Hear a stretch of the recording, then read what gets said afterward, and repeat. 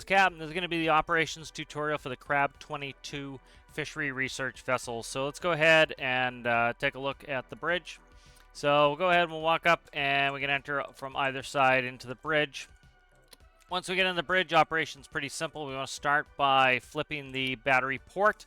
We're going to just flip one battery, that way in case we run the battery down, we can still get a start in. All right, below that you can see the battery port electricity is going down. We also have a voltmeter showing a discharge. We're going to go ahead and flip the master breaker. To the right of that is bridge systems. Bridge systems will turn on all the systems on the bridge. We want to go ahead and put on our anchor light.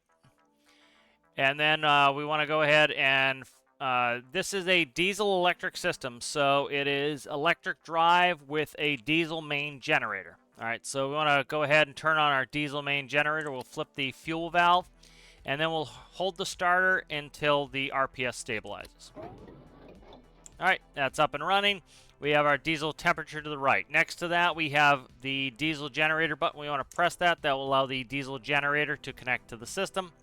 Over to the right of that, we have our fuel in liters. Below that, we have our engine high temp, which will flash if the engine temperature goes over 110 degrees. This has overheat protection system. This will not catch on fire.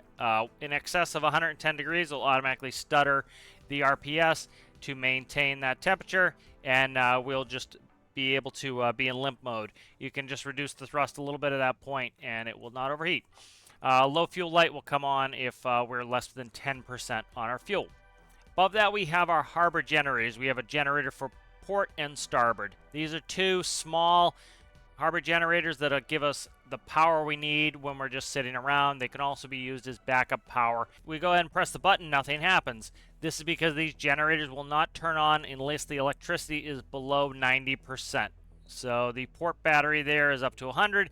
If that were to drop below 90%, this would start the generator. Once it reaches 99%, it will shut the generator back off. This is for fuel savings. So you have one port and starboard. All right, so let's go ahead and look at the H menu here. We have AD is rudder, WS thrust, left, right is bow thruster, and space is stop. So let's go ahead and we'll go ahead and start working on the drive systems here. So we can utilize the H menu here, so let's go ahead and we'll press the W key to start to go forward. As you can see, our thrust is going up here on the drive panel. All right, that's our main drive. As you can see, the generator will automatically rev up and down to maintain the electricity we need. So we're just going to go ahead and keep accelerating here. We have a top speed of about 15 knots, which is coming up on double what the real vessel will operate at. All right, so we can also control the thrust here with these buttons here on the panel. As you can see, we can decrease the thrust or increase the thrust on the panel, so you can either do it via the helm or you can do it on the panel there as well. We can do the bow thruster here, port to starboard. We can also zero the bow thruster, so if we hold the left arrow key, as you can see, the bow thruster is progressively moving towards port. That will help us increase our turn rate and for maneuvering while docking. I'm going to give it full left rudder, and as you can see, even at full thrust, we have good maneuverability with both the bow thruster and the main thrusters. Let's go ahead and we'll slow down the main thrusters here, and as you can see, we greatly increase our turn rate. And with the bow thruster and the main thruster, we can make nice sharp turns here and quite maneuverable. If we go ahead and we press the space button, this is the zero thrust or stop button. So press that. As you can see, it zero both the bow thruster and the main thrust. So that can be used to zero either of those. All right, if we go ahead and we put in some bow thruster here, and we want to just zero out the bow thruster, we can go ahead and we can press the zero thrust on that as well. All right, next thing we'll do, let's start going forward here, and we'll talk about the autopilot. All right, so autopilot is pretty simple here. We have a GPS autopilot, so we have the keypad here to enter in coordinates. We also have a heading hold, so let's go ahead and we'll start with the heading hold. So if we look at our compass here, we're heading 240, so let's go 270 on the heading hold, 270. Enter that in. We'll go over to the autopilot panel. We want to flip the autopilot master. That will allow all the autopilot systems to work, and then we want to do heading hold. All right, so as you can see, we're turning right to 270 now. All right, so if we want to put it on the, so now we're coming up on 270. If we want to put this on the GPS mode, let's go ahead and put in a waypoint here. So we will put in the waypoint right there. We're going to enter that in. All right, now we want to flip over to GPS, and the heading hold takes precedence. This is in case you need to steer around an obstacle. You can put in a heading hold. You can also override the steering with your own AD input. So if you're going to hit an object, you don't have to worry about shutting the autopilot off. Just oversteer it. You can also use the heading hold. So once we remove the heading hold, as you can see, it will now turn toward that waypoint. So the heading hold is the primary. It will always override the GPS if that is selected. So as you can see, it's going to head toward the waypoint. All right, we're going to go ahead. We'll make the waypoint a little bit closer here. So let's put it right there. All right, let's enter that in. The vessel will automatically stop when it gets within a short range of the waypoint. As you can see down on the bearing panel, it's a 338 bearing to that waypoint. Distance is 0.1 nautical miles. The time is less than 1 minute. As you can see, we get a flashing green light within less than a half of a nautical mile from the waypoint. So once we get really close to this, as you can see, we are now within 50 meters. It will automatically zero out the thrust. As you can see, thrust is now zeroed. So as you can see, it puts us right on top of the waypoint. Up here on the main panel, we have deck lights. As you can see, let's go ahead and take a look outside. As you can see, here we have deck lighting all around on the upper level, and we have deck lighting on the lower level. If we press that button again, we get red lights. If we go ahead and we make the lights brighter, they will increase in intensity, and dimmer, so we can both dim and brighten those lights. If we look to the right here, we have bow spots, stern spots, port spots, and starboard spots. So those are all your spotlights right there. Up here on the upper panels here, we have our monitors. So we have, this one is looking off the starboard side, looking rearward. This one is off the port side, looking rearward. This is on the mast, looking forward. This is on the mast, looking rearward. This is on the port side, looking forward. This is on the starboard side, looking forward. Each of these buttons do a different function. This is up, that is down, that is going to be left. It starts in its furthermost left position, this camera. So you can go right and you can go left. You can also go night vision. This is zoom, and that's zoom out. So those are the same buttons on all of them. We have our knots, we have our heading, and we have our depth in feet, depth under keel. Here we have our light mast. As you can see, one is going to be the mast. This is our mast light for if we were on anchor or parked. So that's that. Two is going to be your normal operating. Those are your main lighting that you're going to be concerned with while operating here. We have our stern light, we have our starboard light, our port light, and then we have our forward mast light there.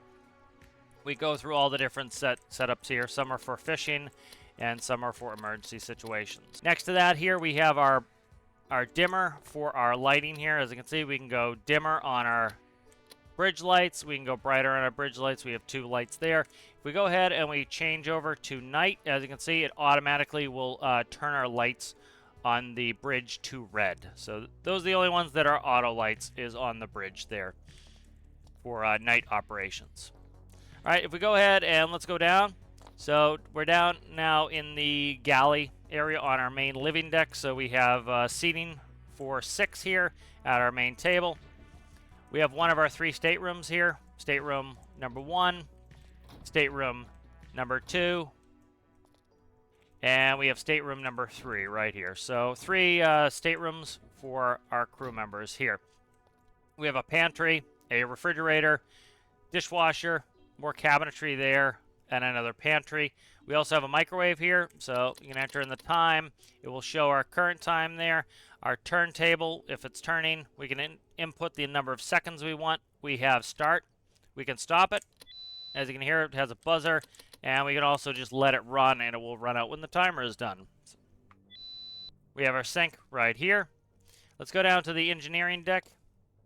So on the engineering deck here, we have our head. So we have a sink, we have a lavatory, and we have a shower.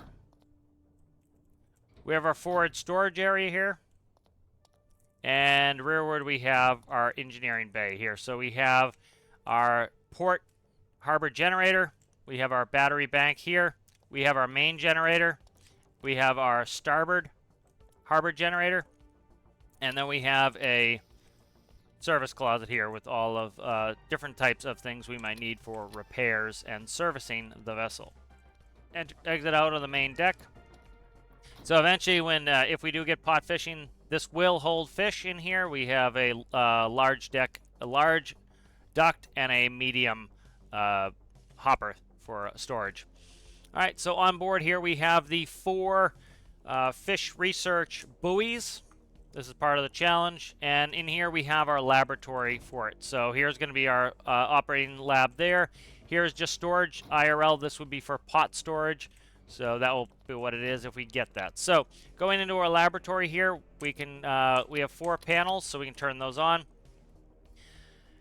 And we need to enter in a radio frequency. So for the buoys, it's going to be 777 and then a number. So, and then this one's going to be 0. We can enter in 4. So we'll put those in. All right, so those are all in. As you can see, we can walk through the pages. And then what these are going to show us is the fish count, the X coordinate of the GPS, and the Z coordinate of the GPS. So this will allow us to navigate back to those. We can write those coordinates down and then head to them. All right, so let's go ahead and start to launch a buoy. So what we want to do here is go to our buoy. We're going to put in the frequency for the first one, 7770.